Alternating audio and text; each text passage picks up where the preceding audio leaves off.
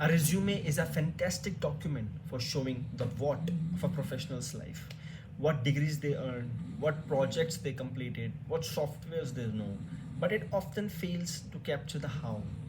It doesn't capture the underlying engine that drives a person. If there's one highly valuable trait that you won't find on my resume, is it my deep seated ability to read the cultural pulse and apply that emotional intelligence to business strategies. On paper, I look like a highly analytical individual. You see financial modeling, strategic frameworks, and quantitative analysis.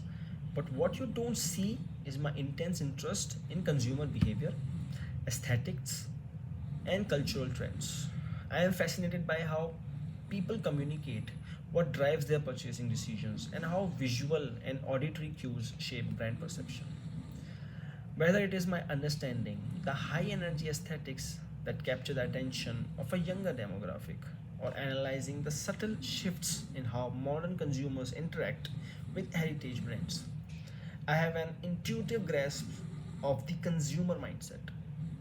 This is incredibly useful to a recruiter and a future employer because in today's market, a perfect financial model or a flawless supply chain is useless if the final product doesn't resonate with the end user. I bring a holistic view to the table.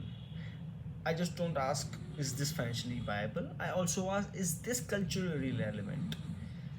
Does this build brand equity or will the customer actually care?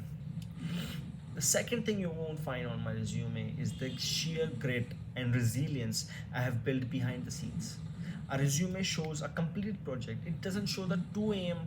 nights balancing rigorous academic exams with high stakes live projects deadlines. It doesn't show the process of navigating conflicting opinions within a team and finding a way to respectfully mediate and drive consensus. Through demanding coursework, active community involvement, and intense project timelines, I have developed an entirely high stress tolerance.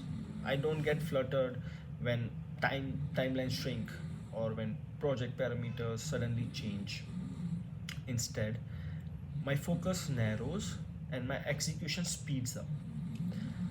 So while my resume proves that I have the academic pedigree and the technical skills to do the job, what is not on my resume is the emotional intelligence to understand the market and the resilient calm under pressure, the engine that ensures the job actually gets done no matter the obstacles.